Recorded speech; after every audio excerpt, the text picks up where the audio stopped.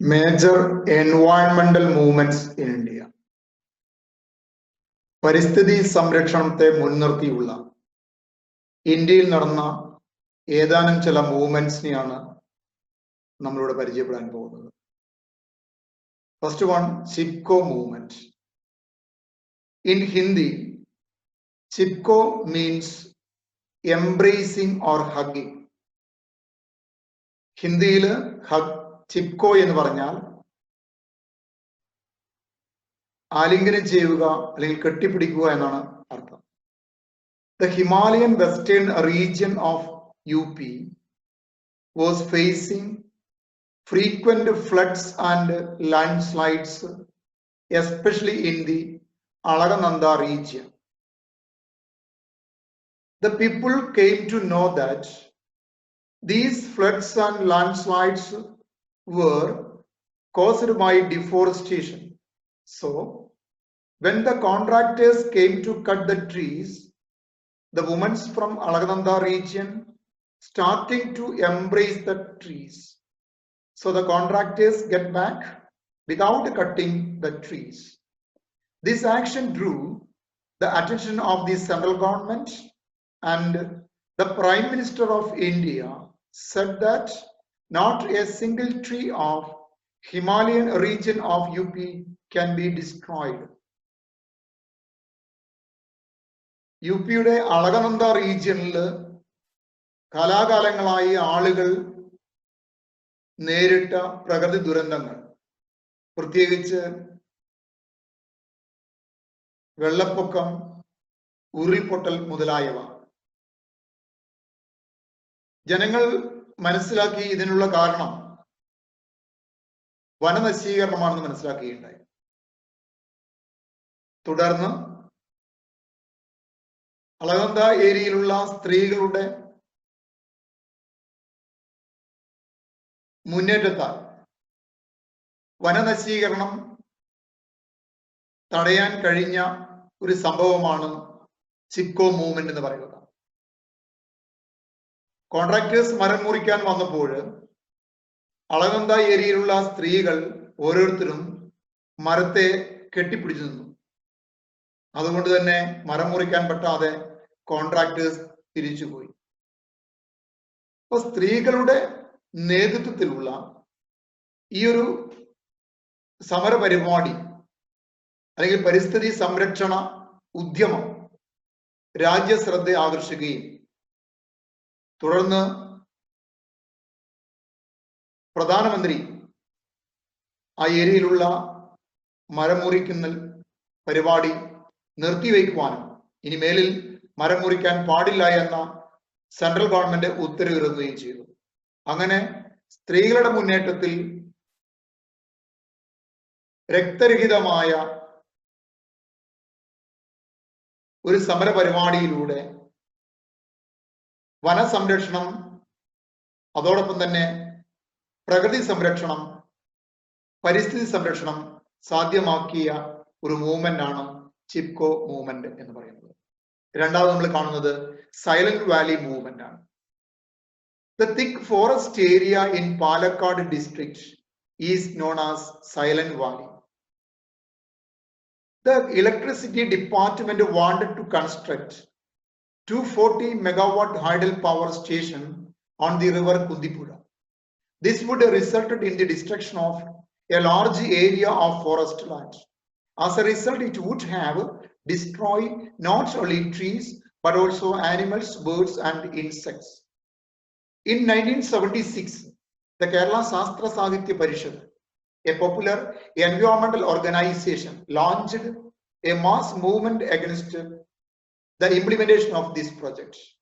Due to the severe opposition, the Kerala government was forced to call off the project in December 1980. Palakkad ജില്ലയിലെ കുന്തിപ്പുഴയിൽ electricity department ഒരു 240 മെഗാവാട്ടിന്റെ വൈദ്യുത പദ്ധതിക്ക് ലക്ഷ്യമിട്ടു. ആ ഒരു പദ്ധതി അവിടെ വന്നു കഴിഞ്ഞാൽ അവിടെയുള്ള വനത്തിന്റെ ഒരു ഭൂരിഭാഗം വെള്ളത്തിനടിയിലാവുകയും മാത്രമല്ല അവിടെയുള്ള പക്ഷികളും പ്രാണികളും മൃഗങ്ങളും അടക്കമുള്ള ജീവജാലങ്ങൾ നശിക്കുവാനും കാരണമാകും. അതുണ്ടാക്കുന്ന പാരിസ്ഥിതിക ആഘാതം മനസ്സിലാക്കിയത് കൊണ്ട് 1976 കേരളത്തിലെ ഏറ്റവും പ്രമുഖമായിട്ടുള്ള ഒരു NGO കേരള ശാസ്ത്ര സാഹിത്യ പരിഷത്തിന്റെ നേതൃത്വത്തിൽ ഒരു വലിയ ജനകീയ കൂട്ടായ്മയും ഒരു ജനകീയ പ്രതിഷേധവും സമരപരിപാടികളും അരങ്ങേറുകയുണ്ടായി. ശക്തമായ സമരപരിപാടികൾ കേരളത്തിൽ അങ്ങോളം ഇങ്ങോളം ഉണ്ടാവുകയും തുടർന്ന് 1980 കേരള ഗവൺമെന്റ് ആ പദ്ധതി ഉപേക്ഷിച്ചതായി പ്രഖ്യാപിക്കുകയും ചെയ്തു. അങ്ങനെ കേരളത്തിലെ ജനങ്ങൾ ഒന്നടങ്കം പരിസ്ഥിതി സംരക്ഷണത്തിന് വേണ്ടി ഇറങ്ങിപ്പുറപ്പെട്ട് വിജയം വരിച്ച ഒരു മൂവ്മെന്റ് ആണ് സൈലന്റ് വാലി മൂവ്മെന്റ് എന്ന് പറയുന്നത്. അടുത്തത് നമ്മൾ കാണുന്നത് Narmada Bachao Andolan. Narmada Valley project is one of the biggest river valley project in the world. It has been approved by the central government in 1987. The project involved the construction of 30 big dams, 135 medium dams and 3,000 small dams on the main stream and tributaries of Narmada River, which will cost about rupees 25,000 crores. It was envisaged to produce 2,750 megawatt hydel power and irrigation of 5.1 million hectares of cultivable land. വളരെ വലിയ ചെലവേറിയ ഒരു വൻ ജലസേചന വൈദ്യുത പദ്ധതിയാണ് നർമ്മദ നദിയിലും അതിന്റെ കൈവഴികളിലുമായി government വിഭാവനം ചെയ്തത്. 1987 സെൻട്രൽ ഗവൺമെന്റ് ഈ പദ്ധതിക്ക് അംഗീകാരം കൊടുത്തു. ഈ പദ്ധതി പറഞ്ഞ ലോകത്ത് തന്നെ ഏറ്റവും വലിയ നദീതീര പദ്ധതികളിൽ ഒന്നാണ്. ഏകദേശം 30ഓളം വൻകിട ഡാമുകളും വലിയ ഡാമുകളും 135 മീഡിയം ഡാമുകളും 3000ഓളം ചെറുകിട അല്ലെങ്കിൽ ചെറിയ ഡാമുകളും നിർമ്മിക്കാൻ ഉദ്ദേശിച്ചിട്ടുള്ള ഒരു വലിയ പദ്ധതിയാണ്. അതോടൊപ്പം തന്നെ 2750 മെഗാവാട്ട് വൈദ്യുതി കൂടി ഉൽപ്പാദിപ്പിക്കുന്ന ഒരു പദ്ധതി മാത്രമല്ല, ഇത് ജലസേചന പദ്ധതി കൂടിയാണ്. ഏകദേശം 5.1 million hectares of 5.1 million hectare കൃഷിഭൂമി ജലസേചനം ചെയ്യുക എന്ന ലക്ഷ്യത്തോടുള്ള ഒരു പദ്ധതിയായിരുന്നു, ഒരു ബൃഹത് പദ്ധതിയാണ്.